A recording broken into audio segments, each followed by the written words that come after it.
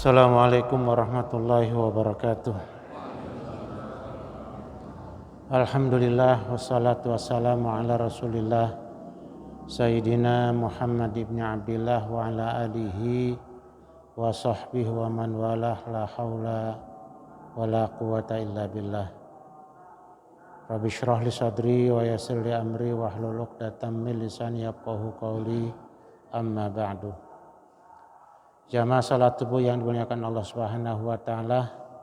Alhamdulillah berkat rahmat dan karunia-Nya kita dapat berkumpul di tempat yang mulia ini dalam rangka mengerjakan salah satu perintahnya, yaitu salat subuh berjamaah dan ditambah lagi dengan menuntut ilmu.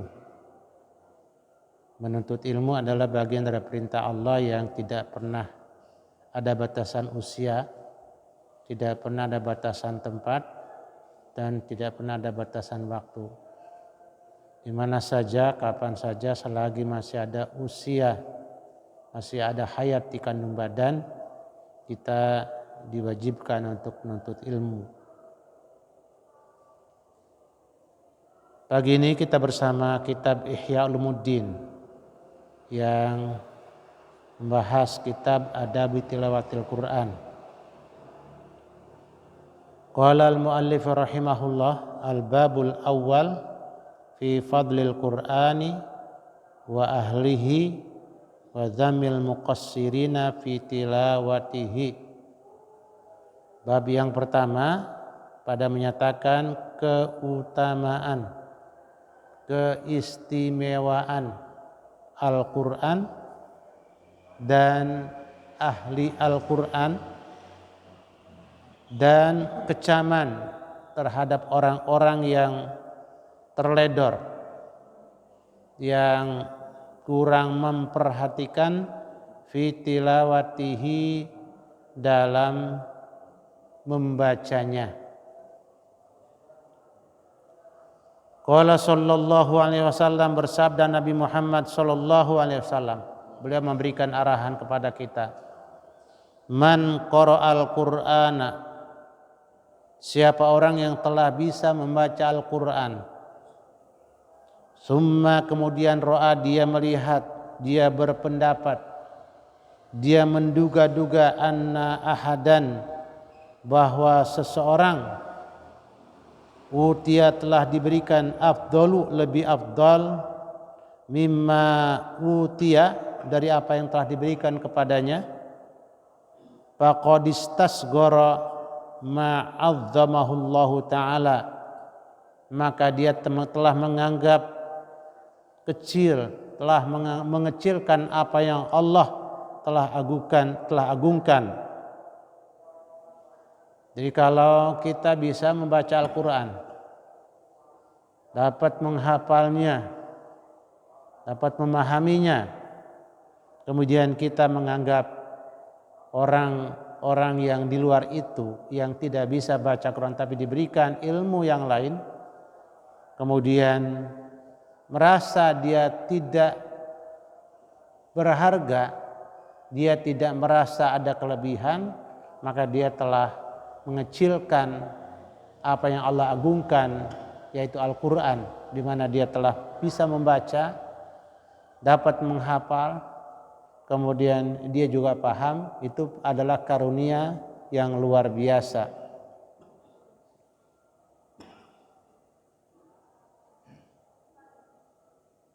Wa qala sallallahu alaihi wasallam, ma min syafi'in afdalu manzilatan indallahi ta'ala minal Qur'an. Tidak ada pemberi pertolongan, tidak ada pemberi syafaat afdalu, yang lebih afdal, manzilatan, kedudukannya, indallahi ta'ala, di sisi Allah ta'ala, minal Qur'an, daripada kitab suci Al-Qur'an. La nabiyya wala mulk wala malika wala ghairahu. Tidak nabi, tidak juga malaikat, dan tidak selainnya. Jadi nanti Al-Quran itu akan menjelma menjadi pemberi pertolongan kepada kita Untuk itu kita harus dekat-dekat dengan ahlul Quran, dengan orang-orang yang bisa baca Quran. Kita harus senang dengan mereka sehingga nanti kita kebagian kecepretan syafaatnya dari mereka-mereka yang memang bisa membaca Quran, kemudian mereka bagus bacaannya. Nah, kita senang, itu nanti kita akan kecepretan kebagian syafaat dari Al-Quran yang dia baca dan dia hafal. Wa qala sallallahu alaihi wasallam, "Lau kana al-Qur'anu fi ihabin ma masathun nar." Ani Al-Quran itu ditulis di kulit, maka api tidak bisa membakarnya. Wa qala sallallahu alaihi wasallam, "Afdal ibadati ummati tilawatul Quran." Paling afdalnya ibadah, sebagian yang paling afdal ibadah umatku adalah membaca Quran. Makanya orang yang sibuk dengan membaca Quran, dia tidak berdoa, dia tidak membaca zikir yang lain. Dia terus murajaah, mengulang, menghafal, terus membaca terus saja, dia tidak berdoa. Itu lebih tinggi daripada dia berdoa saja tanpa membaca Al-Quran. Karena Al-Quran itu sendiri sudah meliputi berbagai macam hal, diantaranya adalah doa. Ketika kita bilang Alhamdulillahi Rabbil Alamin, segala puji bagi Allah yang menguasai alam semesta. Arti lain dari itu, ya Allah, berikanlah sifat terpuji, berikanlah sifat terpujimu kepada hambamu ini yang lemah, yang hina ini. Itu adalah salah satu pesan dari ayat tersebut.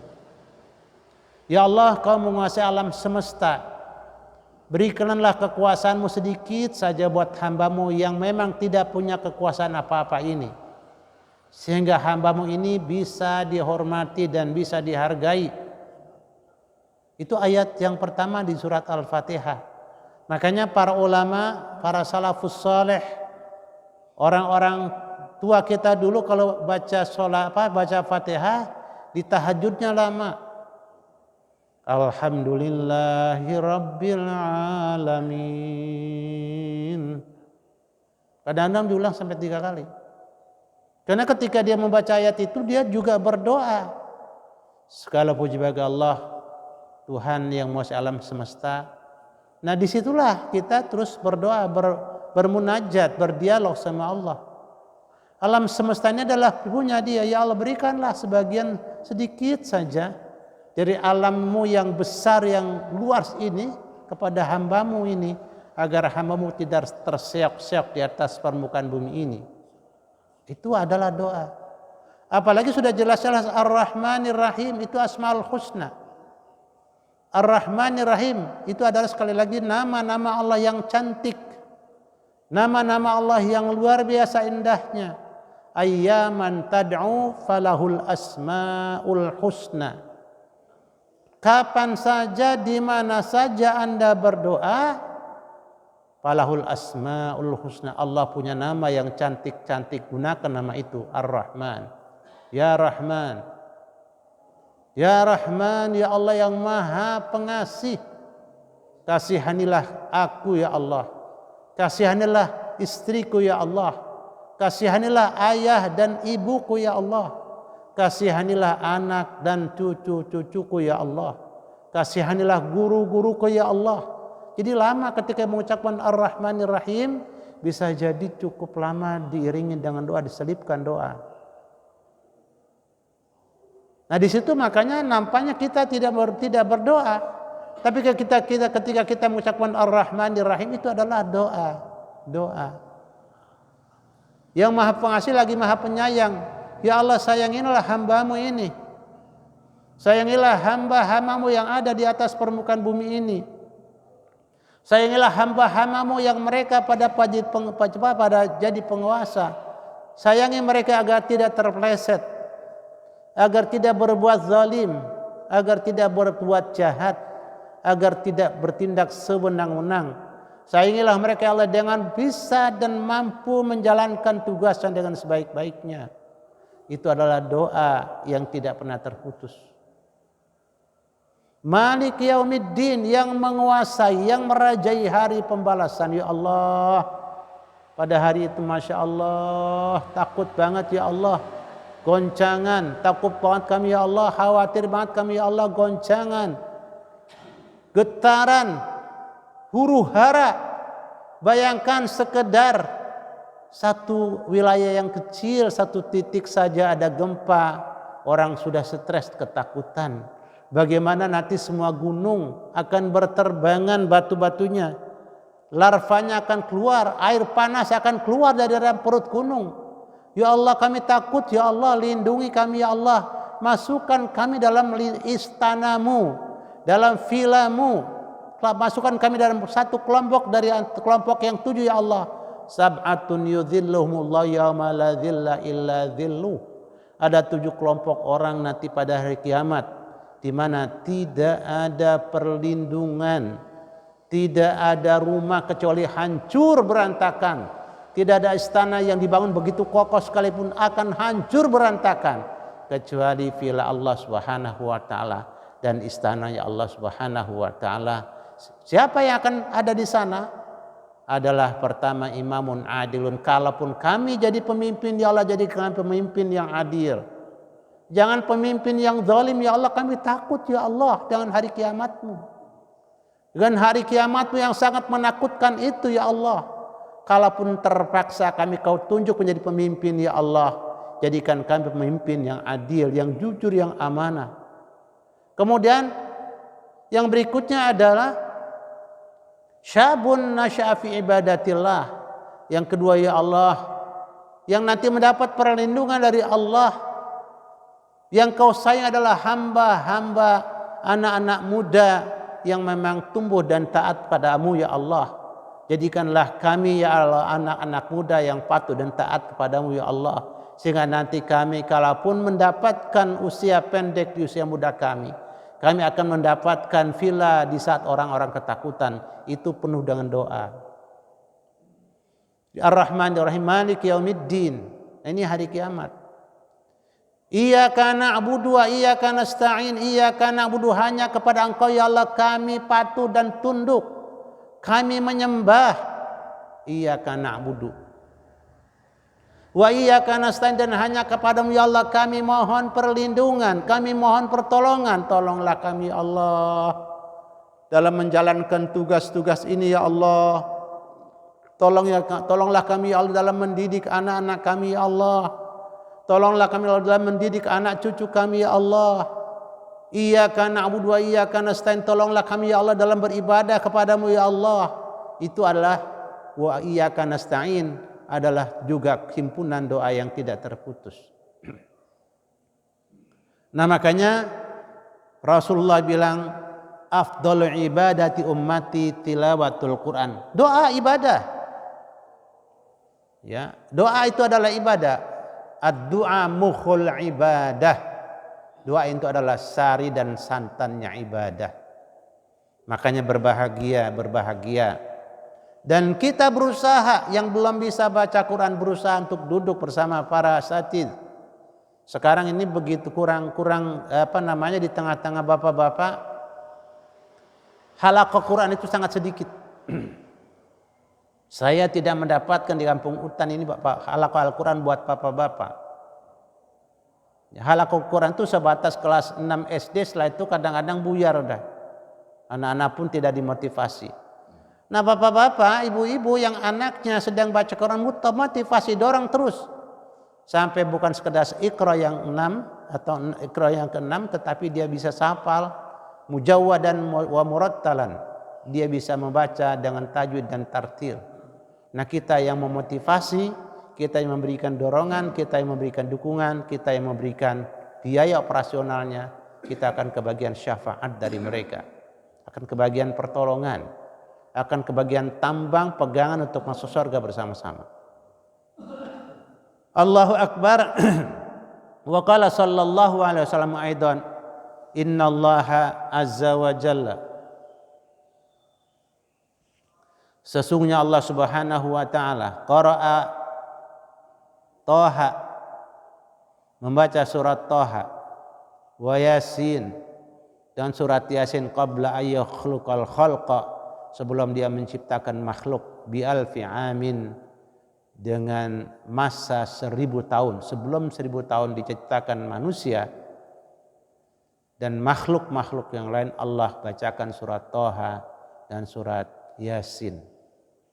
Alhamdulillah kita sebagian sudah ada yang menjadi adat setiap malam tertentu membaca surat Yasin, itu bagus. Tapi ingat, Al-Quran bukan surat Yasin doang. Al-Quran bukan surat Yasin saja, Al-Quran ada 114 surat, dan diusahakan di Ramadan tamat tuntas, ya, tamat dan tuntas. Yang tidak bisa simak, tolong minta setelkan sama anak-anak kita. Ada Quran penuh di HP, itu satu Quran penuh bisa didengarkan dengan baik.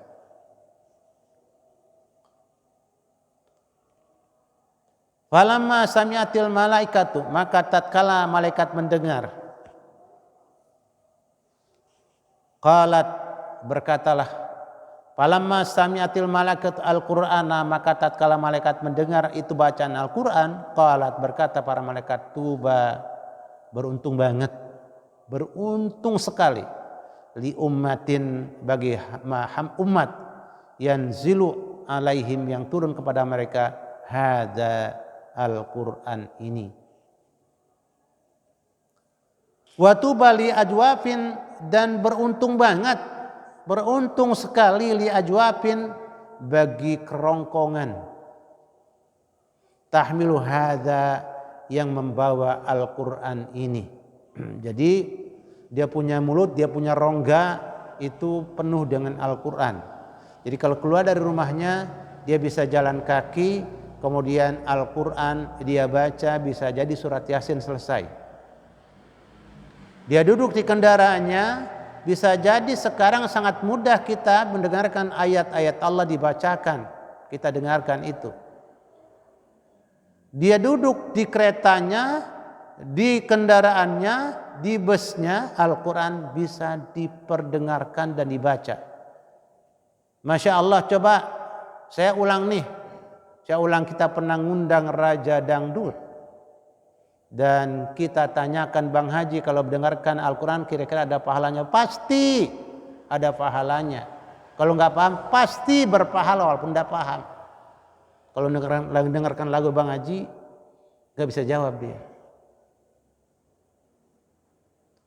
Watu bali al-sinatin, dan beruntunglah bagi lidah-lidah tantiku yang mampu mengucapkan bihadza, dengan Al-Quran ini. Wa qala sallallahu alaihi wasallam, dan bersabdalah Nabi kita Muhammad sallallahu alaihi wasallam. Jadi nanti kita juga kebagian untung, Pak. Anak kita membaca Al-Quran dengan bagus, kita kebagian untung. Lidahnya Masya Allah fasih betul mengucapkan lafaz-lafaz Al-Quran. Ayat-ayat Al-Quran bahkan dihafal. Kemudian dia punya mulut, dia punya rongga juga membawa ayat-ayat Allah, maka kita kebagian. Masya Allah, Masya Allah. Wa qala sallallahu alaihi wasallam, khairukum man ta'allama al-Qur'ana wa 'allamu, sebaik-baik kamu adalah orang yang baca Al-Qur'an dan mengajarkannya. Maka berbahagia para asatidz. Jangan merasa lemah, rendah para guru-guru, jangan merasa rendah. Anda mampu mengajarkan Al-Qur'an, itu adalah keistimewaan luar biasa. Nah, kita yang punya anak, punya cucu, punya generasi, punya cicit, ayo motivasi anak dan cucu serta cicit kita untuk terus belajar pada mereka, karena keberuntungan begitu banyak didapatkan, bukan hanya untuk mereka. Kemarin sudah kita ceritakan. Wa qala sallallahu alaihi wasallam, yaqulullahu tabaraka wa ta'ala, man syaghalahu qiraatul qur'ani an du'ai wa mas'alati a'taituhu afdhala sawabis syakirin. Kata Nabi, dalam hadis qudsinya, Allah berfirman, siapa yang sibuk dengan membaca Quran, ini tadi sudah saya sampaikan, an du'ai, dari berdoa kepadaku, wa mas'alati, dari minta apa-apa kepadaku, a'taituhu akan aku berikan kepadanya afdhala thawabis syakirin, paling bagusnya pahala orang-orang yang bersyukur. Masya Allah, otomatis ya, nanti doa-doa terhimpun di dalamnya dan terkandung di dalamnya, kita akan mendapatkan hadiah dari Allah, mendapatkan upah dari Allah, mendapatkan pemberian dari Allah yang terbaik. Wa qala sallallahu alaihi wasallam salasatun yaumal qiyamati ala kasibin min miskin aswada la yahuluhum faza'un wa la yanaluhum hisabun hatta yafruga ma bainan nasi rajulun qara'al qur'ana ibtigha'a wajhillah wa rajulun amma bi qauman wa hum bihi radun. Ada 3 kelompok orang pada hari kiamat nanti, itu berada di bukit, ya, berada di bukit pasir yang sangat indah. Nah, kemudian di sana ada minyak misik yang hitam, yang sangat mahal ini. La yahulum fazaun, tidak ada yang menyakutkan mereka, wala yanalum hisabun, dan tidak ada pemeriksaan buat mereka, hatta yafruga, sampai selesai ma bainan nas, di antara manusia, rajulun, pertama ini sampai selesai pemeriksaan dia tidak diperiksa. Kan pemeriksaan itu adalah sebuah penyiksaan, Pak. Kita kalau haji atau umrah itu kan di bandara Jeddah, itu orang Masya Allah ribuan bahkan puluhan ribu antri untuk lewat imigrasi satu persatu. Kadang-kadang antri sampai 3 jam, ada sekelompok orang tahu-tahu keluar tanpa diperiksa, paspor langsung diambil, dibawa, distempel di belakang sana oleh petugas khusus. Siapa mereka? Mereka adalah orang khusus. Nah, nanti hari kiamat adalah seperti itu.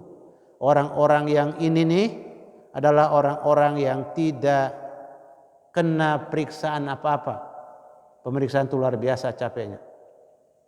Atau kalau bapak ngantarkan anak ke satu pesantren, Masya Allah semua bawaannya diperiksa satu persatu. Bajunya diukur, celananya diukur, jilbabnya diukur. Kemudian apa yang dibawa diperiksa satu persatu, lama betul. Kita udah ngantuk, kadang-kadang datang jam 3 malam. Panitia memeriksa satu-satu mata, udah ngantuk betul. Jam 11 malam, jam 12 malam diperiksa satu persatu. 1 koper, 2 koper memang sedikit, banyak. Anaknya ribuan, luar biasa capeknya, lelah. Nah, nanti di sana ada segelintir orang yang tidak lewat pemeriksaan itu. Siapa? Tentunya memang mereka sudah dikenal dekat sama Allah, dekat dengan kalamnya, dekat dengan firmannya. Ya, dekat dengan firmannya, dekat kalamnya, tentunya dia berdialog terus sama Allah, kenal banget Allah. Nah, orang yang baca kitab Al-Quran adalah orang yang dikenal oleh Allah. Otomatis tidak perlu ada pemeriksaan, orang kenal. Sudah masuk aja. Nah, siapa pertama? Kita lihat di sini, rajulun qara'al Qur'ana ibtigha'a wajhillahi azza wa jalla. Pertama adalah seseorang yang baca Quran hanya mencari ridha Allah Subhanahu wa taala. Tidak ingin dibilang hebat, tidak ingin dibilang al-hafid dan seterusnya. Wa rajulan amma bihi qauman wa hum radun, dan yang kedua adalah orang-orang yang mengimami jamaah di satu tempat, di masjid dan di mushola, kemudian jamaahnya senang, ikhlas, ya, ikhlas dengan bacaan-bacaannya. Nah, makanya Bapak, kita semuanya, saya pribadi kalau nanti bacaan saya kurang nyaman, Bapak sampaikan aja. Lewat telepon boleh, Ustaz, nggak usah ngimamin. Saya siap untuk bermakmum terus. Kenapa? Karena jadi makmum lebih enak daripada jadi imam. Makanya mohon maaf nih. Jadi kadang-kadang ini saya bantuin imam masjid dan imam musola subuh. Imam subuh saya bantuin. Tapi kalau Bapak nggak nyaman, Bapak berhentikan aja. Nggak apa. Dan saya nggak akan pernah marah kalau Dan saya akan takut kalau ada yang muda hafal Quran terus saya ngimamin, takut. Baik dia yang muda ngimamin aja deh. Saya takut. Karena mereka lebih terhormat walaupun muda usianya. Nah ini 3 kelompok orang, ya. Kelompok yang pertama adalah orang yang baca Quran terus menerus secara ikhlas tanpa embel-embel duniawi. Itu adalah orang yang memang dekat banget sama Allah, Allah kenal banget sama dia, makanya masuk tanpa ada perhitungan dan tanpa ada hisab. Kemudian orang laki-laki yang memang seseorang yang imami jamaahnya juga senang. Wa qala sallallahu alaihi wasallam ahlul qur'ani ahlullahi wa khassatuh. Orang-orang ahli Quran adalah orang-orang yang betul-betul dekat banget sama Allah, spesial orang ini kepada Allah. Wa qala sallallahu alaihi wasallam innal qulub tasda kama yasdaul hadid. Sesungguhnya hati kita itu pada karatan, berkarat. Kama yasdaul hadid, sebagaimana berkaratnya besi. Faqila ya Rasulullah, wahai Rasulullah, ada yang nanya nih, ma jalauha, apa yang bisa membersihkan hati yang berkarat? Faqala tilawatul Quran wa dzikrul maut. Pertama adalah membaca Quran, mendengarkan bacaan Quran, menyimak bacaan Quran. Itu adalah untuk menghilangkan karat-karat yang ada dalam hati kita, dan termasuk ziarah kubur. Mengingat kematian, pastinya ziarah kubur pasti kita ingat kematian. Nah kalau kita lihat kuburan, ya Allah, kita akan nyusul assalamualaikum ya ahlal kubur. Mudah-mudahan kesejahteraan tercurah untukmu wahai ahli kubur. Antum sabikun, Anda telah duluan. Wa nahnu insyaallah bikum lahikum, dan saya nanti pasti akan nyusul Anda yang ada di situ. Kalaupun tidak tempatnya di situ, pastinya kami nyusul entah di mana tempat kami. Allahu akbar wa qala sallallahu alaihi wasallam ila akhirih wallahu a'lam bishawab 5:30. Seperti yang kita sepakati. Sudah kita tutup dulu sampai di sini. Insyaallah nanti kita sambung besok pagi. Ada yang mau bertanya silakan nanti lewat WA biar lebih enak. Kita tutup dengan ucapan hamdalah dan doa kafatul majlis. Alhamdulillahirabbil alamin. Subhanakallahumma wa bihamdika asyhadu an la ilaha illa anta astaghfiruka wa atubu ilaik. Wassalamualaikum warahmatullahi wabarakatuh.